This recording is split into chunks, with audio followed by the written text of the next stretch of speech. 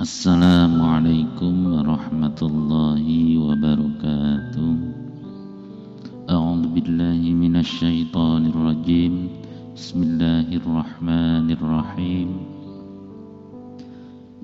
Rabbi shrah li sadri wa yassir li amri wahlul 'uqdatam min lisani yafqahu qawli. Saudaraku yang dirahmati Allah Subhanahu wa taala, ada 10 dosa orang tua kepada anaknya yang tidak disadari. Rasulullah Muhammad sallallahu alaihi wasallam sangat membenci sifat-sifat tersebut.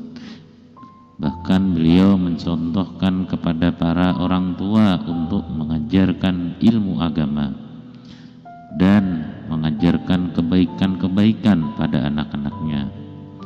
Beliau melarang keras kepada orang tua yang berbuat kasar, zalim, dan memaksakan kehendak pada anaknya. Hal ini karena baik buruknya anak sangat bergantung pada pola asuh orang tuanya. Berikut ini adalah 10 sifat orang tua yang tidak disukai oleh Rasulullah Sallallahu Alaihi Wasallam. Yang pertama yaitu bersikap kasar dan memaki anaknya. Sebagai orang tua yang baik tidak boleh memaki anak karena perilaku nakalnya. Jika anak nakal, nasihatilah dengan lembut dan tetap penuh dan kasih sayang, bukan malah memaki anaknya atau bahkan menyumpahi anak. Bahkan Rasulullah Sallallahu Alaihi Wasallam sangat menekankan agar kita memberi nama yang baik kepada anak-anak kita. Abu Darda meriwayatkan bahwa Rasulullah Sallallahu Alaihi Wasallam bersabda, sesungguhnya kalian akan dipanggil pada hari kiamat nanti dengan nama-nama kalian dan nama ayah kalian, maka perbaikilah nama kalian tersebut. Hadis diriwayatkan oleh Imam Abu Dawud dalam kitab Al-Adab. Jadi memaki anak dengan sebutan yang tidak pantas dan bermakna menghinakan anaknya adalah merupakan suatu bentuk dari kejahatan. Yang nomor 2 adalah orang tua yang pilih kasih. Nu'min bin Bashir bercerita, ayahku menginfakkan sebagian hartanya kepadaku. Ibuku Amroh binti Rawahah kemudian berkata, saya tidak suka engkau melakukan hal itu, sehingga beliau menemui Rasulullah. Ayahku kemudian berangkat menemui Rasulullah Sallallahu Alaihi Wasallam sebagai saksi atas sedekah yang diberikan kepadaku. Rasulullah Sallallahu Alaihi Wasallam berkata kepadanya, apakah engkau melakukan hal ini kepada seluruh anak-anakmu? Dia berkata, tidak. Rasulullah Sallallahu Alaihi Wasallam kemudian berkata, bertakwalah kepada Allah dan berlaku adillah kepada anak-anakmu. Ayahku kemudian kembali dan menarik lagi sedekah itu. Hadis diriwayatkan oleh Imam Muslim dalam kitab Al-Hibad. Orang tua yang memiliki anak lebih dari satu dilarang keras untuk pilih kasih kepada anak-anaknya, apalagi mengorbankan anaknya yang lain demi menyenangkan salah satu anak saja. Memberi lebih kepada anak kesayangan dan mengabaikan anak yang lain adalah bentuk kejahatan besar orang tua, kejahatan kepada anaknya, atau disebut juga zalim. Karena sikap pilih kasih adalah salah satu faktor pemicu putusnya hubungan silaturahmi antara anak kepada orang tuanya, dan itu adalah pangkal dari permusuhan antara bersaudara di dalam keluarga. Yang nomor 3 yaitu tidak memberikan pendidikan agama yang baik kepada anaknya. Bentuk perhatian yang tertinggi dari orang tua kepada anaknya adalah memberikan pendidikan yang baik. Tidak memberikan pendidikan yang baik dan maksimal adalah sikap orang tua yang sangat buruk. Pendidikan ini maksudnya adalah mengajarkan anak-anaknya dengan pendidikan agama, budi pekerti, sopan santun, bukan hanya menyekolahkan anak saja. Menjadi orang tua yang baik tidak hanya memberikan kebutuhan sandang dan pangan serta rumah, namun juga memastikan anak tumbuh dengan jiwa yang sehat. Dosa orang tua kepada anak ternyata bisa menghambat mereka untuk tumbuh mencapai potensi terbesar di dalam hidupnya. Istilah toxic parents atau orang tua beracun juga timbul untuk menjelaskan tipikal orang tua yang selalu meracuni anaknya, sehingga membuat anaknya tidak bisa tumbuh dengan bahagia.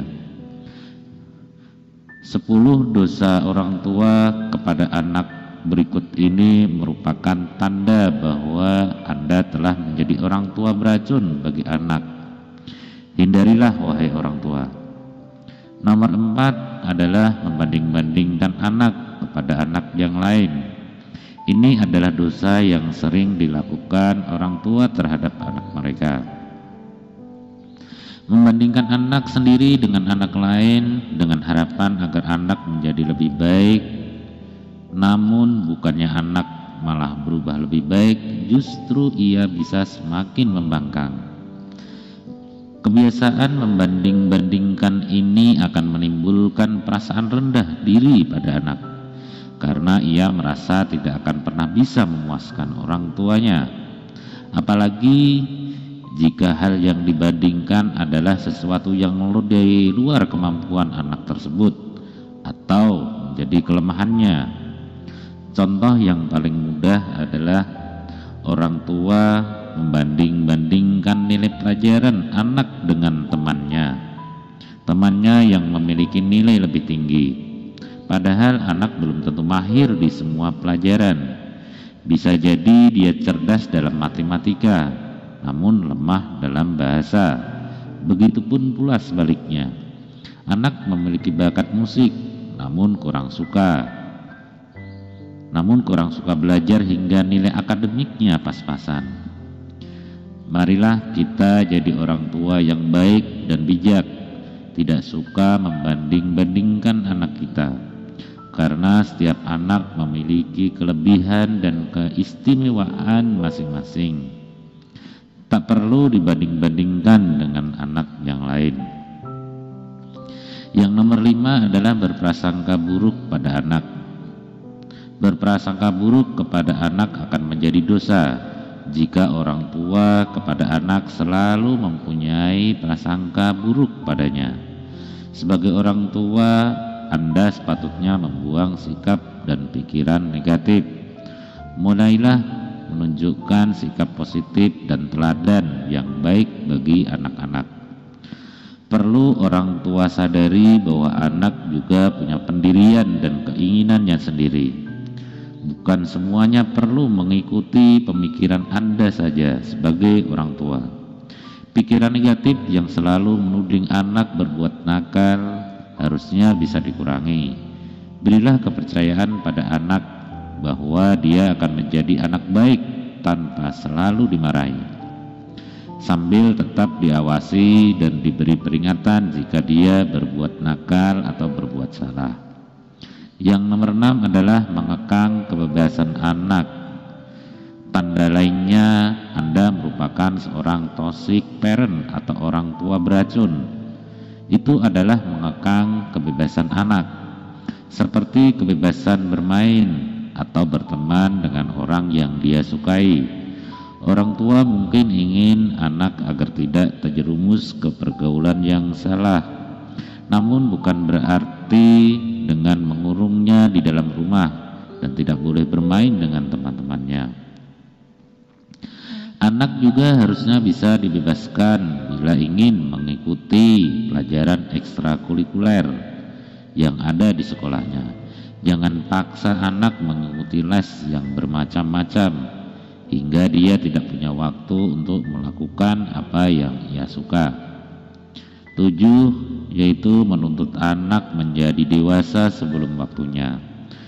Dosa orang tua kepada anak yang menuntut anaknya bersikap dewasa sebelum waktunya.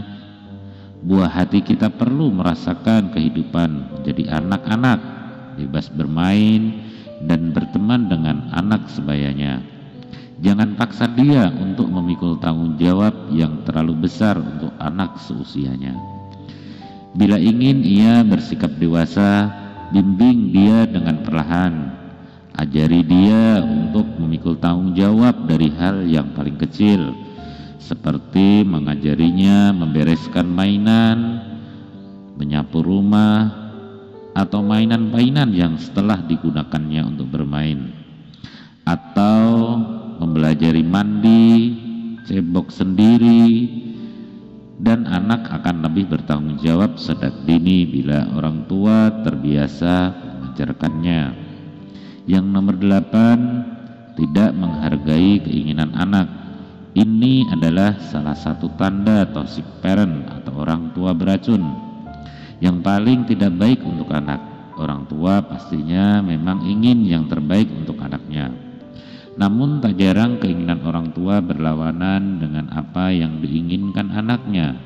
Misalnya, anak ingin sekolah di tempat biasa supaya bisa dekat dengan teman-temannya. Sementara orang tua menuntut agar anak-anak mau sekolah di tempat yang bertaraf internasional. Bila anak terpaksa mengikuti keinginan orang tua, bisa jadi dia akan stres dan tidak fokus belajar, hingga prestasinya dapat menurun. Sebelum memaksakan keinginan pada anak, dengarkan pendapat dan keinginannya lebih dahulu. Lalu cari jalan tengah agar anak dan orang tua sama-sama puas. Bila tidak ingin menemukan jalan tengah yang baik, tidak ada salahnya untuk mengalah pada anak. Nomor 9, yaitu menuntut anak untuk membahagiakan orang tuanya, seperti yang dikatakan oleh seorang motivator Kai Savoyer dalam Instagram story-nya. Membahagiakan orang tua bukanlah kewajiban anak. Bahkan seharusnya orang tua membahagiakan diri sendiri lebih dahulu sebelum memutuskan untuk mempunyai anak. Anak tidak pernah meminta untuk dilahirkan. Di antara kehidupan anak serta kebahagiaannya adalah tanggung jawab orang tua.